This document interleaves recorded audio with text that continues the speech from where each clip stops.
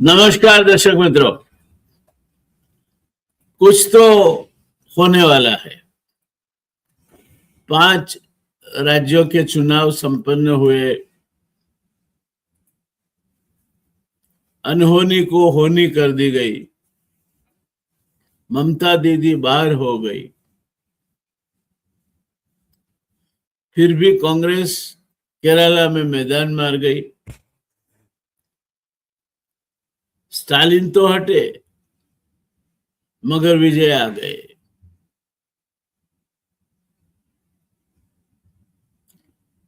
अब 2027 में लोकसभा का चुनाव आएगा, उससे पहले भी आ सकता है, मगर उससे मद्देनजर रखते हुए दोस्तों, भारतीय जनता पार्टी ने अपनी जो मुहिम है तोड़फोड़ करने की, वो पुरजोश में चालू कर दी है। 7 सांसद 10 में से राज्यसभा के आम आदमी पार्टी खो बैठी। केजरीवाल देखते रह गए, कारवां गुजर गया और हम झुके झुके मोड़ पर रुके रुके, कारवां गुजर गया, बाहर देखते रहे। ममता दीदी चाहे किसी भी प्रकार का प्रयोग हो,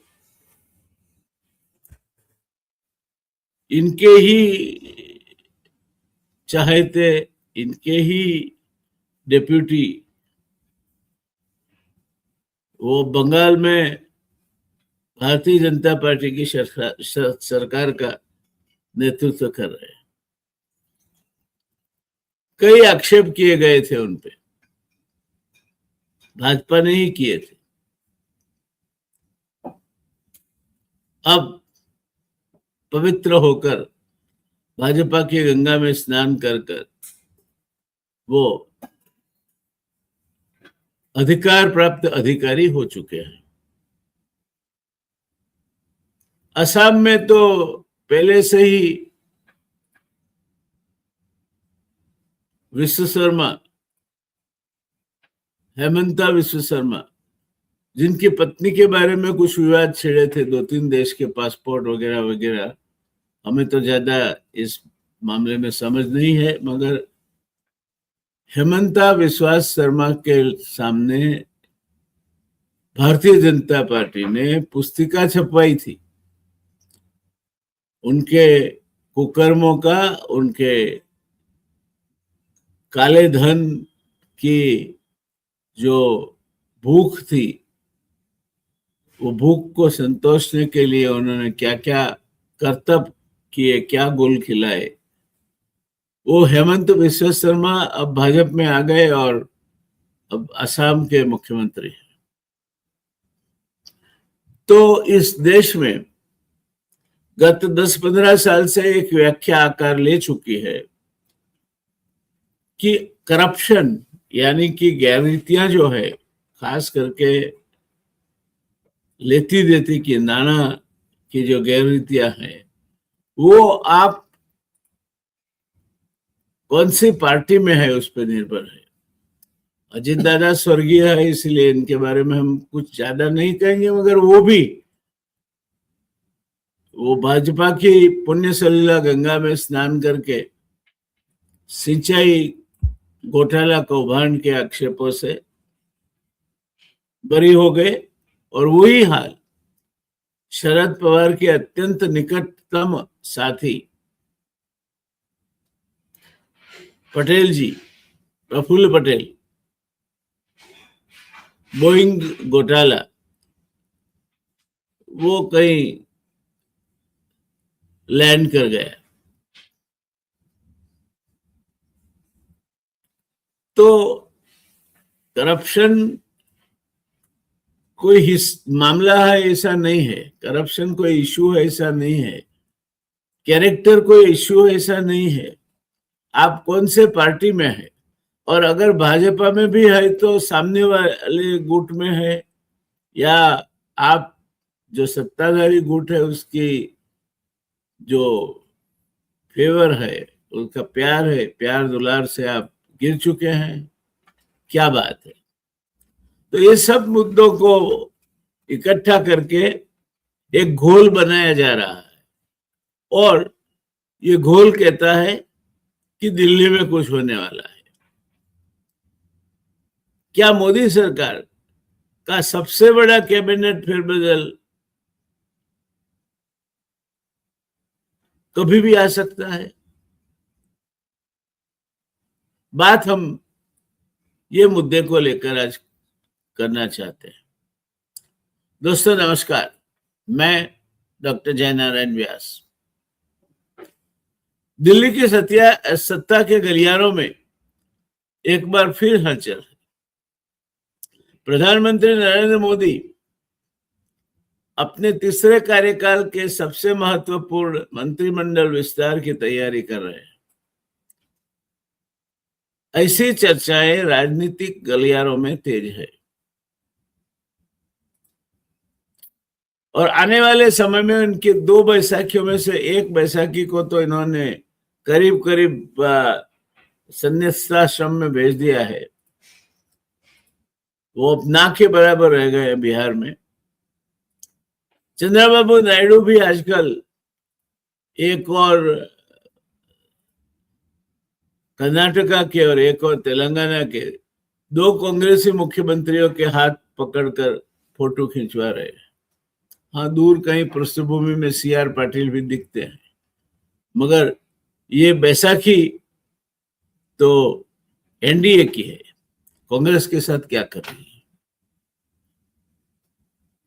सवाल केवल इतना ही नहीं है दोस्तों कि कौन मंत्री बनेगा या कौन मंत्री पद खो कर आम प्रतिनिधि, MP या फिर गवर्नर भी हो सकता है। सवाल इतना नहीं है कि कौन मंत्री बनेगा, जैसे मैं कह रहा था, असल सवाल यह है कि मोदी की तीसरी बारी जो है वो एक अलग सी बारी है। दूसरी बारी जो थी वो पूर्ण बहुमत की बारी थी, मोदी जो चाहे वो कर सकते थे। अब वो तीसरी बारी की दूसरी बारी खेलने जा रहे। 3B 3A तक तो मजबूरियों के साथ रहे मोदी जी। दोनों बैसाखियां लगी रही। बैसाखियां ये समझने लगी थी कि हम आधार स्तंभ हो गए हैं, वही बराबर एक बैसाखी को अपना स्थान दिखाया गया। दूसरी बैसाखी अब क्या करती हो देखना है। तो मंत्रिमंडल में अब जो फेरबदल आने वाला है, क्या सिर्फ चेहरों की अदला बदली होगी, या फिर अगले लोकसभा चुनाव की दिशा तय करने वाला एक बड़ा राजनीतिक संदेश भी इस फेरबदल से मिलेगा? अपेक्षा तो ये है कि 2029 में जो लोकसभा चुनाव आएगा और उसके बाद जो सरकार बनेगी, और NDA अपेक्षित करती है कि उनकी सरकार बनेगी, तो उनका मुखिया कौन होगा? क्या नरेंद्र भाई जिस तरह से घिरे जा रहे हैं एक के बाद एक, अब राम ने भी घेर लिया है इनको। सिर्फ राम ने नहीं, कृष्ण ने भी घेर लिया है, शिव ने भी घेर लिया है। और जब आदमी इन सब शक्तियों से घिर जाता है, तब सिर्फ न सिर्फ सत्यानाश ही होता है।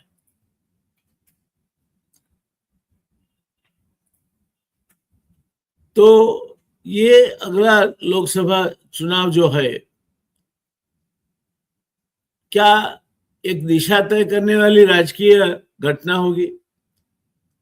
और अगर वो अपेक्षा करते हैं आप, तो मंत्रिमंडल में अब होने वाली फेरबदल आने वाले समय के लिए कोई संदेश लेकर आएगी। आज हम किसी अफवाह की नहीं, हम अफवाह में वैसे भी नहीं पड़ते, बल्कि राजनीतिक गणित, संवैधानिक सीमाएं, राज्यों के समीकरण, गठबंधन की मजबूरियां, संगठन की आवश्यकता और प्रशासनिक प्रदर्शन के आधार पर संभावित तस्वीर समझने का प्रयत्न करेंगे और उस तस्वीर के जरिए 2029 में अगर एनडीए गठबंधन फिर से एक बार सत्ता के सूत्र अपने हाथ में संभालता है तो क्या होगा। पहला अध्याय देखें। सबसे पहले कैबिनेट में जगह कितने वो समझ ले। भारत के संविधान के अनुसार केंद्र सरकार में मंत्रियों की कुल संख्या लोकसभा के कुल सदस्य के 15% से अधिक नहीं हो सकती। लोकसभा के 543 सदस्य है। इस प्रकार इसकी 15% यानी अधिकतम सीमा 81 सदस्यों की बनती है। आज परिषद में प्रधानमंत्री सहित लगभग 70 से थोड़े ऊपर मंत्री हैं, अर्थात कुल स्थान अभी भी रिक्त है, उपलब्ध है। लेकिन केवल खाली स्थान की कहानी नहीं बताते। यदि प्रधानमंत्री व्यापक पुनर्गठन करना चाहे तो कई वरिष्ठ मंत्रियों के विभाग भी बदले जा सकते हैं। कुछ को संगठन में भेजा जा सकता है, कुछ नए चेहरे शामिल किए जाते हैं।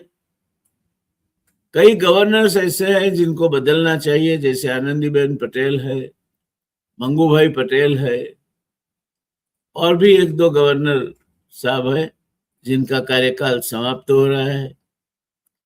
यानी वास्तविक परिवर्तन केवल रिक्त पदों से नहीं, इससे कहीं ज्यादा संभावनाएं लेकर आता है। अब दूसरा अध्याय देखें तो आखिर इस समय फेरबदल की आवश्यकता क्यों। अभी तो आप बिल्कुल मक्कमता से सैडल में, आपके पास अब तृणमूल कांग्रेस से टूटकर आ गए, उद्धव बाल ठाकरे से टूटकर आ गए, आम आदमी पार्टी से टूटकर आ गए, और छुटक पुटक कई वहीं से टूटकर आ गए, और भी आएंगे। तो आपको बहुमत की तो कोई चिंता नहीं है, तो फिर चलाओ ना लोकसभा। अभी क्यों चुनाव की हम चिंता करते हैं। अभी रिशफल की आवश्यकता क्यों पैदा हुई, और आखिर इस फेरबदल की आवश्यकता के चलते हुए क्या परिणाम हम पाना चाहते हैं। दोस्तों,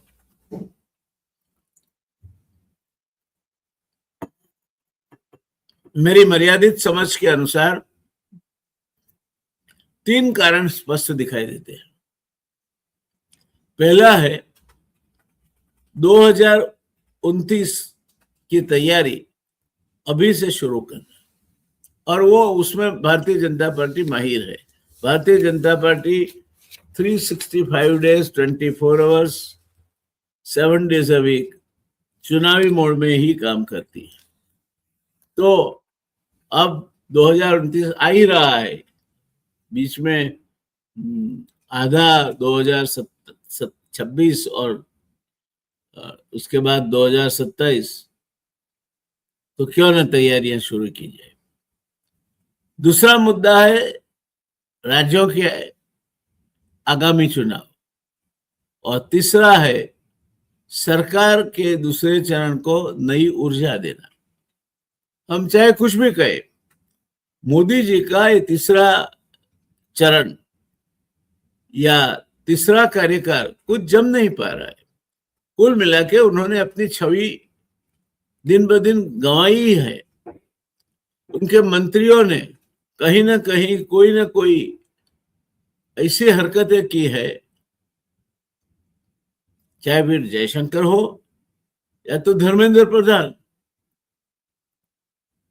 कहीं ना कहीं जनता से जुड़ी हुई समस्याएं, किसान से जुड़ी हुई समस्याएं, युवाओं से जुड़ी हुई समस्याएं, बेरोजगारी की हो या फिर एग्जाम पेपर लीक की हो, नरेंद्र मोदी सरकार का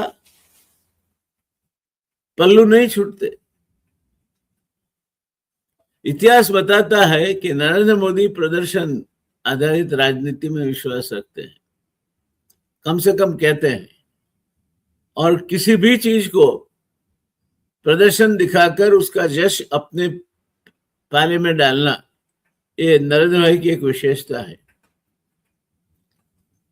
यदि किसी मंत्रालय की गति अपेक्षित नहीं रही, यदि किसी मंत्री का राजनीतिक प्रभाव कम हुआ, या यदि किसी क्षेत्र का प्रतिनिधित्व बढ़ाना आवश्यक हो गया, तो परिवर्तन असंभव नहीं बल्कि करीब करीब कंपल्शन माना जा सकता है, और आज ये परिस्थिति है। तीसरा अध्याय है दोस्तों, फेरबदल का मूल मंत्र क्या होगा। इस बार 4 शब्द सबसे महत्वपूर्ण हो सकते हैं। पहला है परफॉर्मेंस। परफॉर्मेंस किसका आप पूछोगे? सब कामगिरी, सब कार्यवाही जो भी होता है वो तो पीएमओ से होता है। अगर परफॉर्मेंस अच्छा है तो हरी झंडी दिखाने का कोई नई ट्रेन को काम भी प्रधानमंत्री जी करते हैं। छोटे मोटे स्कूल में जाकर वहां भी कुछ शुरुआत करानी है, प्रधानमंत्री जी करते हैं। तो किस चीज का परफॉर्मेंस की बात कर रहे हैं आप? इनका मंत्रिमंडल जो है वो एक आभा मंडल जरूर है, मगर सही मायने में ऊर्जा स्तोत्र पीएमओ है। प्रधानमंत्री कार्यालय से ही देश चलता है। तो परफॉर्मेंस की बात हम करें तो अगर परफॉर्मेंस के लिए, सिद्धियों के लिए हम प्रधानमंत्री कार्यालय को यश दे, तो नीट की परीक्षा, बेरोजगारी, किसान आंदोलन जैसे मुद्दों के लिए प्रधानमंत्री कार्यालय को यश लेने की भी तैयारी रखनी होगी। क्या वो तैयारी है? तो परफॉर्मेंस के बाद दूसरा फैक्टर है पॉलिटिकल बैलेंस, जो गठबंधन की एक राजधर्म होता है कि हर पार्टी को आप खुश रखो। तीसरा है सोशल रिप्रेजेंटेशन। ये नया सोशल इंजीनियरिंग वाला कंसेप्ट नरेंद्र भाई ने दाखिल किया है, इनकी खोज है। वैसे राष्ट्रीय स्वयंसेवक संघ, चाहे हम कुछ भी कहें इनको, मैं ईमानदारी तो नहीं कह सकता इसको, हिंदू एकता की बात करता है, मगर काम ऐसे करते हैं कि हिंदू विभाजित हो। कहीं वो अनामत के मुद्दों पे कुछ अंट शंट बात लेकर आएंगे, कभी वो और किसी मुद्दे पे, कभी धर्म के मुद्दे पे, कभी हिंदू धर्म में भी फिरका परस्ती के मुद्दों पे। राष्ट्रीय स्वयंसेवक संघ हिंदू एकता और हिंदू एकता के जरिए हिंदू ताकत का सुग्रथित व्यवस्थापन करने वाली संस्था आज नहीं रही है।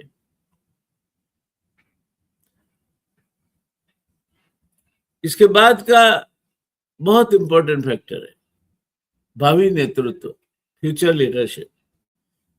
यानी केवल वरिष्ठता नहीं बल्कि परिणाम देने की क्षमता निर्णायक हो सकती है। नरेंद्र भाई अब उम्र के लिहाज से भी 75 पार कर चुके होंगे। 1950 में बर्न, अब 1950 बॉर्न है और 2029 में तो शायद 80 के करीब होंगे। तो नए प्रधानमंत्री के लिए जब सबके लिए आपने मापदंड रखा है कि 75 की उम्र के बाद कोई स्थान ग्रहण नहीं होगा, स्थान का बोझ वहन नहीं होगा, तो नरेंद्र भाई को इसमें अपमान माना जाएगा? क्या इसको संघ और भाजपा की मजबूरी मानी जाएगी कि नरेंद्र भाई के जितना असरकारक नेतृत्व चुनावी समय में और कोई इनको नहीं दे सकता? इसकी भी परीक्षा ये रिशफल में आपको होती हुई देखने लगी मिलेगी। अब चौथे अध्याय पे आते हैं। किन क्षेत्रों को अधिक प्रतिनिधित्व मिलना चाहिए? कौन से वो क्षेत्र है जो अभी जो फेरबदल होगा उसमें ज्यादा प्रतिनिधित्व की अपेक्षा कर सकते हैं? पूर्वी भारत, दक्षिण भारत, युवा सांसद, महिला नेतृत्व, अनुसूचित जाति, अनुसूचित जनजाति तथा पिछड़े वर्गों का संतुलित प्रतिनिधित्व कम से कम कागज पे दिखे। चाहे मंत्रालय उनको कोई भी दिया जाए, चाहे मंत्रालय उनका प्रधानमंत्री कार्यालय से ही संचालित हो, मगर एक दिखावा जरूर किया जाएगा। यदि भाजपा को 2029 तक अपना विस्तार जारी रखना है तो इन वर्गों और क्षेत्रों पर विशेष ध्यान देना स्वाभाविक होगा। पांचवा अध्याय है गठबंधन राजनीति का प्रभाव। आज की सरकार केवल भाजपा की सरकार नहीं है, बल्कि एनडीए सरकार है। इसीलिए नरेंद्र भाई को नेता चुना गया तो भाजपा का नहीं, एनडीए घटकों ने इकट्ठा होकर नेता चुने थे। ये भी एक अजूबे सी घटना है। घर में मान्यता नहीं प्राप्त थी उनको, मान्यता बाहर से प्राप्त हुई। इसीलिए सहयोगी दलों की अपेक्षाओं का भी ध्यान रखना होगा। और वो 2 बैसाखी में, अब 1 बैसाखी ज्यादा किटकिट नहीं करेगी नीतीश कुमार नाम की, वो तो सूर्य अस्ताचल की ओर जा रहा है। चंद्रा बाबू कितनी आवाज करेंगे? और नए आने वाले जो लोग हैं, जो उद्धव ठाकरे से तुरकर आते हैं, जो ममता दीदी से तुरकर आते हैं, जो राघव चड्ढा जैसे लोग केजरीवाल से नाता तोड़कर आ रहे हैं, ऐसे लोगों की अपेक्षा है। और वो अपेक्षाओं पर खरा उतरना और उनको उनकी अपेक्षाओं के मुताबिक स्थान देना, और अगर वो स्थान देना है तो फिर जो आज भाजपा के जो एमपी सांसद ऐसे स्थानों पे बैठे हैं, उनका क्या होगा? क्या इनको गवर्नर बनाया जाएगा? क्या इनको बाइज्जत कोई और कम इंपॉर्टेंस वाला पोर्टफोलियो दिया जाएगा, या फिर मंत्रिमंडल से ड्रॉप किया जाएगा? क्या होगा इनका? आने वाला समय ही कह सकता है। यदि सहयोगी दलों को अतिरिक्त प्रतिनिधित्व मिलता है तो यह राजनीतिक स्थिरता का संदेश देगा। यदि नहीं मिलता तो भाजपा अपने संगठनात्मक विस्तार पर अधिक भरोसा दिखाती आपको दिखेगी। इसका मतलब यह है कि भाजपा आने वाले समय में अकेले हाथे बहुमत लाने के प्रयत्न में लग जाएगी। अब की बार 400 बार, अगली बार नहीं हुआ तो अब की बार तो करना ही होगा। फिर अमित भाई निकल पड़ेंगे और अश्वमेध यज्ञ का घोड़ा खुला छोड़ दिया जाएगा। दोनों स्थितियों के अपने राजनीतिक परिणाम हैं, दोनों स्थितियों का एक मायना है। अब छठे अध्याय पर आते हैं। मैंने आपको पहले भी कहा है कि हम ज्योतिषी नहीं है, हम क्रिस्टल गीजर भी नहीं है, हम एक विश्लेषक की हैसियत से काम करते हैं। अब तो शरद यादव जी भी बोलते हैं कि वो सेफोलॉजिस्ट नहीं है, वो राजकीय विश्लेषक है। हमारे मन में इस बिल्कुल स्पष्ट है कि जो भी मर्यादित समय, जो भी मर्यादित अनुभव, जो भी मर्यादित सोच, जो भी मर्यादित संसाधन हमारे पास है, उसको मद्देनजर रखते हुए, उसकी मर्यादाओं में रहते हुए हम विश्लेषक बन सकते हैं, फॉर्चून टेलर नहीं। तो छठा अध्याय क्या है? किन मंत्रालयों पर सबसे अधिक निगाह रहेगी, किन मंत्रालय आने वाले समय में इंपॉर्टेंट यानी अगत्यता वाले मंत्रालय माने जाएंगे। मेरे ख्याल से ये मंत्रालय होंगे रेल, कृषि, शिक्षा, स्वास्थ्य, शहरी विकास, ग्रामीण विकास, रोजगार, एमएसएमई, कौशल विकास, ऊर्जा। इन मंत्रालयों का सीधा संबंध जनता के दैनिक जीवन के साथ है और इनके प्रदर्शन का राजनीतिक महत्व भी अधिक है। अगर आपका स्पोर्ट्स मिनिस्टर, खेलकूद मंत्री मोहन बैंगुन करता पाया जाता है तो वो सही में बैंगुन हो जाता है, मंत्री नहीं बैंगुन है, ऐसा लोगों में एक मैसेज जाता है। जब आपका एक बहुत चढ़ाया बढ़ाया हुआ कैबिनेट मंत्री, जिनको आप कभी उड़ीसा का मुख्यमंत्री बनाने की सौगंध खा रहे थे, वो धर्मेंद्र प्रधान,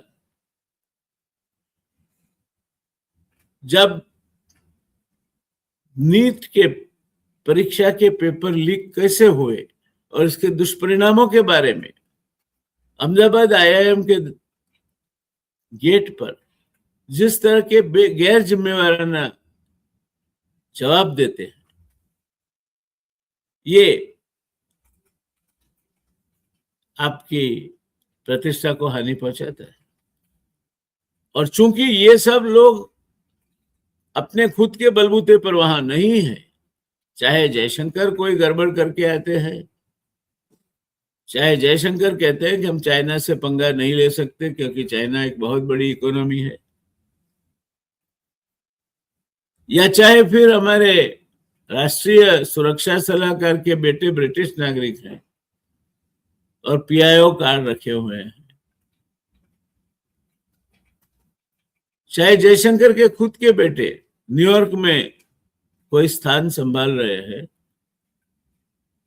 चाहे अदानी जाकर जूनियर ट्रंप को मिल रहे हैं, ये सब जो भी हो रहा है, इस देश में अनाज खाने वाला कोई भी आदमी ऐसा नहीं सोचेगा कि नरेंद्र भाई की अगर इसमें सम्मति नहीं है तो ये चीज हो सकती है। 7वें अध्याय पर आए हम दोस्तों। क्या बड़े नेताओं का विभाग बदलेगा? सबसे बड़ा प्रश्न यही है। ये बड़े नेता अभी अभी फंसे हैं। राजनाथ सिंह पहले बोला ऑपरेशन सिंदूर में कोई शहीद नहीं हुआ, और उनको कांग्रेस में भी ऐसे ही मिलते हैं जो अध्यक्ष को पत्र लिखते हैं। हालांकि पब्लिक अकाउंट्स कमेटी में ये प्रश्न चर्चा होना चाहिए था, राजनाथ सिंह जी को भी बुलाया जाना चाहिए था, उनके स्टेटमेंट रिकॉर्ड किए जाने चाहिए थे, और अगर वो नहीं आए तो डिफेंस सेक्रेटरी को बुलाया जाना चाहिए था, और 4 रक्षा विशेषज्ञ भी। ये कमेटी जो है, इसको अधिकार है कि बाहर से निष्णातों को अपने साथ बिठा सकती है। तो एक जो रिपोर्ट तैयार होता वो एक बिल्कुल सटीक और स्पष्ट रिपोर्ट तैयार होगा कि राजनाथ सिंह ने क्या पार्लियामेंट की अमान्य भंग किया है या नहीं किया है। आपको याद दिलाए कि पहली लोकसभा में मुदलियार एक एमपी थे जिन्होंने बंबई के बुलियन मर्चेंट से लोकसभा में प्रश्न पूछने के लिए कुछ रकम, जो रकम भी ज्यादा नहीं थी, 2-5 हजार थी, ली थी और बाद में पकड़ा गया। कमेटी बैठी, सांसद ने कहा मैं रेजिग्नेशन दे देता हूं, मैं मेरे अपराध का स्वीकार करता हूं। तब पंडित जवाहरलाल नेहरू ने स्टैंड लिया था कि रेजिग्नेशन नहीं, ये लोकसभा का अधिकार है, लोकसभा इनको डिसमिस करेगी, और वो डिसमिस हुए थे। ये लोकसभा का अधिकार है, जिनमें से हमारे परम विद्वान केसी वेणुगोपाल जी ने राजनाथ सिंह को आस्ते से जाने दिया है। क्योंकि न्याय किसके पास मांग रहे हो आप? न्याय वो अध्यक्ष के पास मांग रहे हो जिनके लिए आपको विश्वास नहीं है, आप अविश्वास की दरखास्त ला चुके हो। तो अपने पास जो शक्ति है उसका प्रयोग करो ना, और ढंग से करो, कायदा पढ़ो, क्या किया जा सकता है, किस तरह से शतरंज की चाल बीत सकती है, किस तरह से वो फासले में आए हुए राजनाथ सिंह को बराबर जकड़ा जा सकता है। मैं मानता हूं कि विपक्ष की ओर से अगर देखा जाए तो मैं अपेक्षा वेणुगोपाल से ज्यादा रखता था। उन्होंने एक बहुत अच्छा अवसर ये पत्र लिख के खो दिया है। अगर वो मानते हैं कि लोकसभा के अध्यक्ष इनको न्याय देंगे तो मैं मानता हूं कि शायद बहुत भोले हैं। और वेणुगोपाल भोले तो नहीं है। दिल्ली में इतने समय से केरल में मुख्यमंत्री बनकर जाना चाहते थे। सतीश तो अपने बलबूते पे आए। तो इस परिस्थिति में अब जो होगा, क्या होगा, किसका खाता बदलेगा, किसको कहां से हटाया जाएगा, किसी को कम इंपॉर्टेंट वाला जो खाता है वो वहां से हटाकर ज्यादा इंपॉर्टेंस वाला खाता दिया जाएगा। जयशंकर का क्या होगा, हमारे अति ख्याति प्राप्त हरदीप पुरी का क्या होगा, क्या होगा इन लोगों का, देखना रसप्रद होगा। हालांकि राज्य तो पीएमओ चलाता है, और पीएमओ चलाता है तब ठीक उसी समय पे राम जन्मभूमि से लेकर, कृष्ण से लेकर, बद्री केदार से लेकर करीब कई सारे जो हिंदुओं के पवित्र यात्रा धाम है वहां मोटे पाए पे घोटाला, धन या संपत्ति का एक के बाद एक सतह पे आ रहा है। और इसकी जिसके राज्य में ये हो रहा है, जहां से शुरुआत हुई है, श्रीमान योगी जी वो खुद एसआईटी का गठन करते हैं। यानी कि हमारे गुजराती में दलाल तरवाड़ी खुद ही न्यायाधीश अपने बनते हैं और जाके खेत को पूछते हैं कि मुझे बैंगन चाहिए, मैं दो लूं या 4, और खुद ही जवाब देते हैं अरे लेने 10 बार। तो ये योगी जी ने एसआईटी बनाई। जिनके राज्य में इस तरह की इनको शर्म थोड़ी भी बची होती तो योगी जी को रेजिग्नेशन देना चाहिए था मुख्यमंत्री पद से। कि राम जन्मभूमि जो करोड़ों, पूर्व होम सेक्रेटरी, और बातों को छोड़िए, मां के गहने तक बेच के ये सज्जन ने राम जन्मभूमि के लिए स्वर्ण के पन्नों वाला रामायण दिया। क्या जवाब दोगे आप उनको?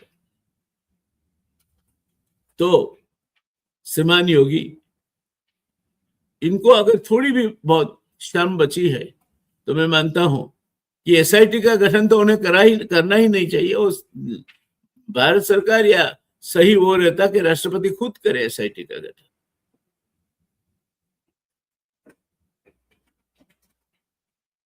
या कंट्रोलर एंड ऑडिटर जनरल खुद करे इसका अध्यक्षता में इसका गठन। हालांकि कंट्रोलर एंड ऑडिटर जनरल आज जो है उनके बारे में भी तटस्थता के बारे में काफी प्रश्नार्थ उठ सकते हैं। मगर योगी अपने ही सामने, अपने ही राज्य में जो गैररीतियां की शुरुआत हुई, इतने बड़े पैमाने पे हुई, उसके लिए एसआईटी का गठन करे, खुद ही करे, और आप अपेक्षा रखते हैं कि वो एसआईटी तटस्थ रिपोर्ट देगी।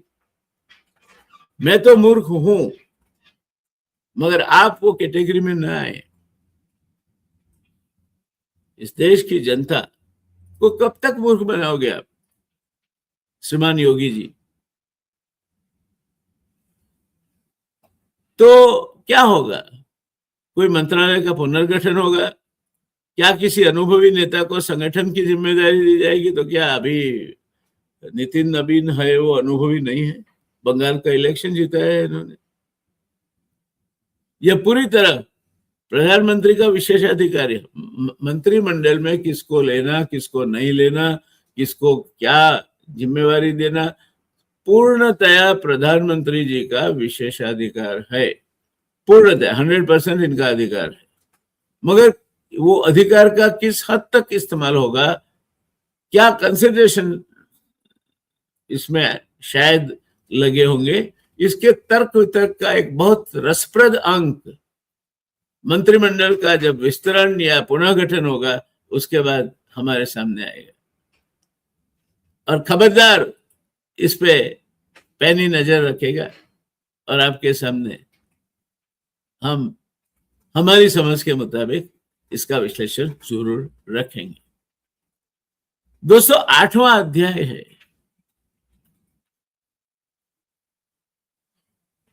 नए चेहरों में किन गुणों की तलाश की जाएगी। सिर्फ राजनीतिक निष्ठा पर्याप्त नहीं होगी। प्रधानमंत्री संभवतः ऐसा नेताओं को प्राथमिकता दे जो प्रशासनिक क्षमता रखते हो। अब प्रशासनिक क्षमता तो पूरी मिश्रा जी में जा बैठी है। जब प्रशासनिक क्षमता वाला मंत्री लोगे आप और उसको फिर कोई जिम्मेवारी अपने आप अपने मंत्रालय की वहन करने का अधिकार नहीं रहेगा तो वो तो बिल्कुल काठ की पुतली बन के रह जाएगा।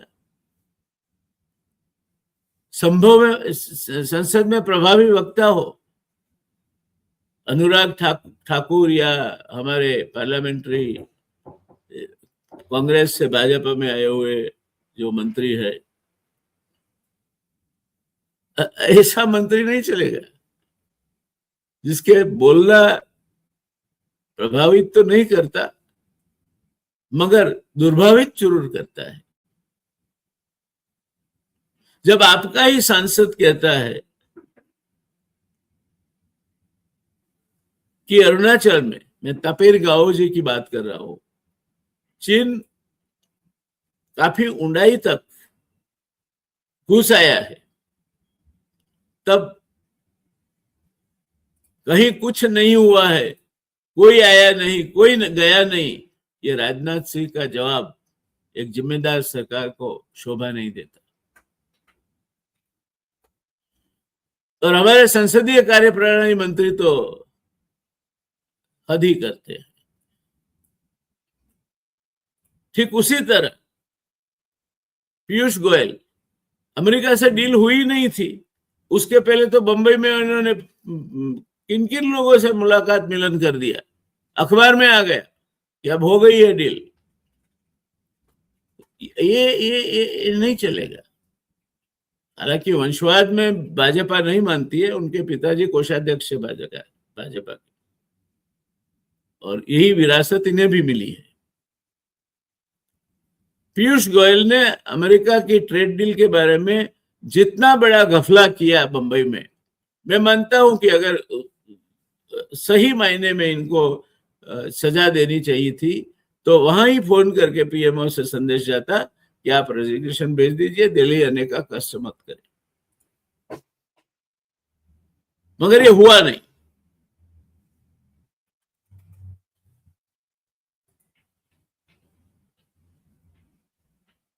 तकनीक और डिजिटल शासन को समझते हो, अब आर्टिफिशियल इंटेलिजेंस का जमाना है। आने वाला मंत्री, अधिकारी वर्ग जो है, आईएएस, आईएफएस, आईआरएस वगैरह, वो तो पढ़ के आते हैं सब। हमारे अहमदाबाद में पुलिस कमिश्नर साहब आए हैं, आज ही कल ही आए शायद, वो एमटेक हैं। आप सुनिए, सिर्फ ग्रेजुएट इंजीनियर नहीं, आईआईटी का एमटेक अहमदाबाद का पुलिस कमिश्नर है। अब जब आप इस कक्षा के अधिकारियों के साथ, इस बुद्धिमत्ता वाले अधिकारियों के साथ, और आईआईएम में एरे गेरे नथु गेरों को तो एडमिशन मिलता नहीं है। गर्व है हमें कि वो आईआईटी के पोस्ट ग्रेजुएट है, क्योंकि मैं भी आईआईटी बंबई से हूं। परिकर भी आईआईटी बंबई की प्रोडक्ट थे, हमारे से जूनियर थे। मनोहर पारिकर की बात कर रहा हूं। तो जब आप इस कक्षा के मंत्रियों के साथ डील करते हैं तो वो सब आपके संसदीय प्रणाली मंत्री या अनुराग ठाकुर या फिर पीयूष गोयल या राजनाथ सिंह, ये नहीं है लोग। और मैं इसमें नितिन गडकरी को भी नहीं बख्शूंगा।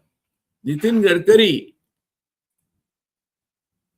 उन्होंने एक इमेज बना रखी है, जरूर इमेज पे कितने खरे उतरते हैं। अगर मुझे मौका दिया जाए कि इनके जो कार्यकाल में जो सड़कें बनी, जो बनी, उनकी गुणवत्ता नियंत्रण का क्या कैसा हुआ, टेंडर प्रक्रिया का क्या हुआ, कैसे ताक पे रख दी गई, पूर्ति क्या कर रही थी, किस तरह से पूर्ति ने पैसे इकट्ठे किए बाजार से, क्यों वो इथेनॉल के उपयोग की वकालत कर रहे हैं, कई प्रश्न है। सिर्फ आरएसएस का लाडला होना पर्याप्त नहीं है। गडकरी जी ये समझे, अच्छा है। हाँ, नागपुर से चुन के आ सकते हैं क्योंकि आरएसएस का वो स्ट्रॉन्ग होल्ड है, मगर इसकी वजह से नितिन गडकरी जी बिल्कुल प्रामाणिक और जिनका किसी को एग्जाम्पल दे सके कि देखो प्रामाणिकता की अगर बात करनी है तो हमारा मंत्री कैसा हो, नितिन गडकरी जैसा हो ना। तो राजनीतिक रूप से जनाधार क्या है आने वाले समय में इनका, और मीडिया में सरकार का प्रभावी पक्ष रख सकते हैं। मैं रख सकने की बात करता हूं क्योंकि मीडिया छापता तो जो आप पीआईबी देता है वही छापता है। वो गोदी मीडिया अपना दिमाग तक यूज नहीं करता, कलम और स्याही की बात ही छोड़िए। 9वां अध्याय पे आए दोस्तों। 9वां अध्याय ये कहता है, क्या यह केवल कैबिनेट विस्तार होगा? संभव नहीं है। संभव है यह एक व्यापक प्रशासनिक पुनर्रचना हो, व्यापक राजनीतिक पुनर्रचना हो, व्यापक व्यूहरचनात्मक पुनर्रचना हो। कुछ मंत्रालयों का विलय भी हो सकता है, कुछ नए मंत्रालय पैदा भी हो सकते हैं, कुछ मंत्रालयों का विभाजन भी हो सकता है, कुछ विभागों को नए लक्ष्य दिए जा सकते हैं, कुछ मंत्रियों को नई जिम्मेदारी दी जा सकती है। यानी चेहरों से अधिक कार्यशैली में बदलाव आने की संभावना अगर 2029 में एनडीए को जीतना है तो ज्यादा है। हाँ, भारतीय जनता पार्टी और उनके साथी पक्षों के पास संगठनात्मक शक्ति काफी अच्छी है। कांग्रेस की सबसे बड़ी अगर कमजोरी है तो संगठन है। कांग्रेस की अगर सबसे बड़ी कमजोरी है तो कुछ ऐसे नेता है जो दिल्ली से कहीं जाते ही नहीं, राज्यसभा में अड़िंगा लगा के बैठते हैं और वहां से ही राजनीति करके अपने अपने राज्य में जो कोई ताकतवर नेता उभर रहा है उसको खत्म करने का काम करते हैं। मैं नाम नहीं देना चाहता, दर्जन में आएगा वो नाम। कांग्रेस को इससे ऊपर उठना चाहिए पड़ेगा। राहुल जी प्रामाणिक इंसान है, बुद्धिमत्ता है इनके पास, सबसे ज्यादा कन्विक्शन है, प्रतिबद्धता है। और प्रियंका जी के पास बिल्कुल हंसी मजाक करते करते जनोई वट घास इसको बोलते हैं, एक घास दो टुकड़े कर दे, उस तरह की वाक्पटुता और छटा है, छा जाती है वो। मगर क्या सिर्फ राहुल जी और प्रियंका जी के बलबूते पे कांग्रेस चलेगी और वो लूट सब लाएंगे, जीत कर लाएंगे और फिर वो राज्यसभा वाले लोग बैठ के खाएंगे, वहां बैठ के राज्यों वालों को डांटते रहेंगे? कितने प्रभारी अपने राज्य में आधा यानी 15 दिन महीने में अपने राज्य में बिताते हैं? क्यों नहीं बिताते हो? क्या करना होता है इनको? क्यों ना पूरे राज्य का दौरा करते हैं?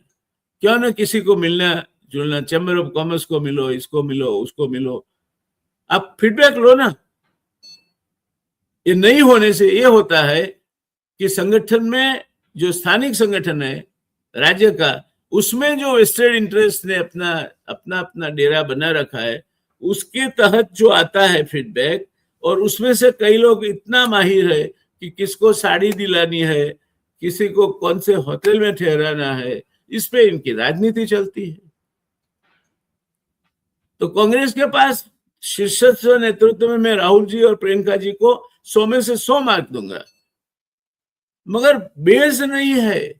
हालांकि 30% गुजरात जैसे राज्य में भी आज कांग्रेस का वोट है, नेतृत्व नहीं है, नेतृत्व की जो प्रतिबद्धता चाहिए नहीं है, छवि नहीं है।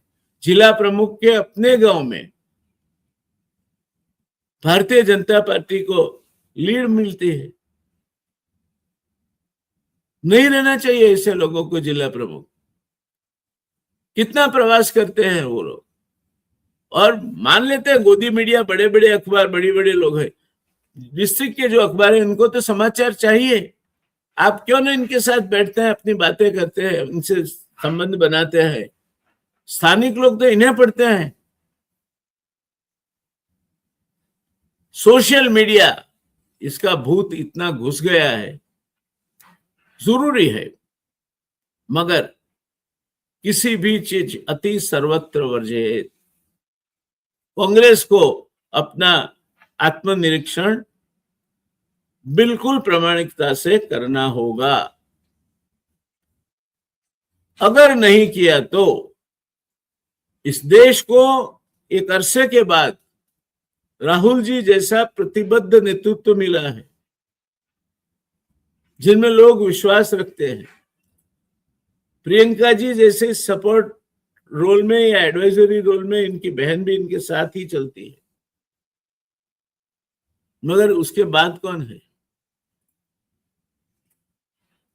सेवा दल है भारत में, कहीं है? मैंने तो नहीं देखा सेवा दल को।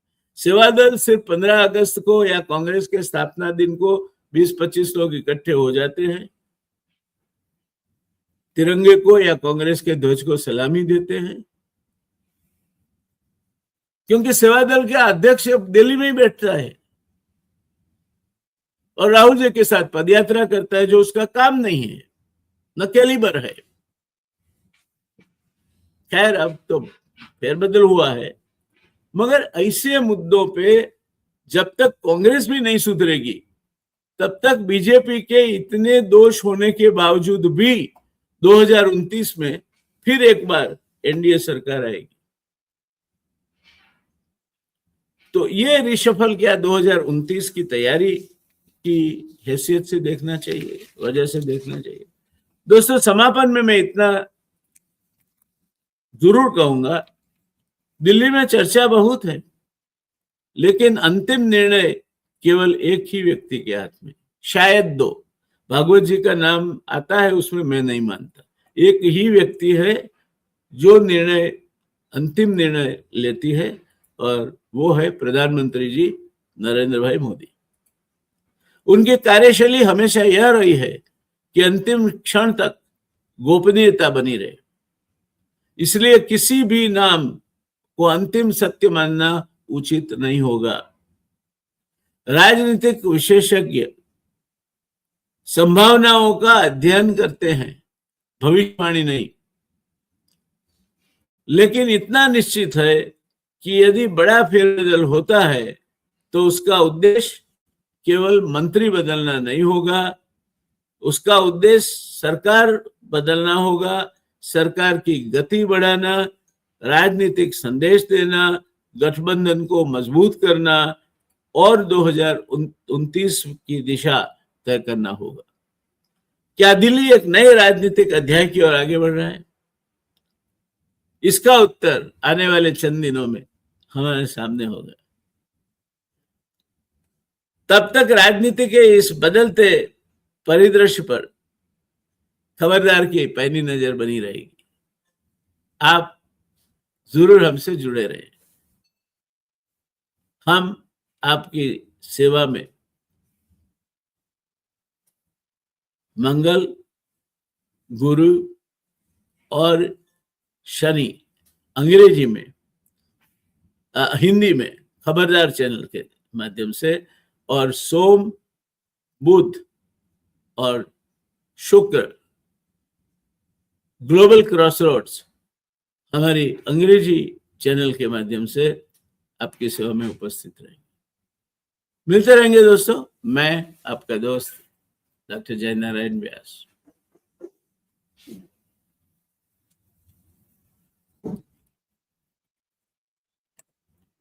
आर्टिकल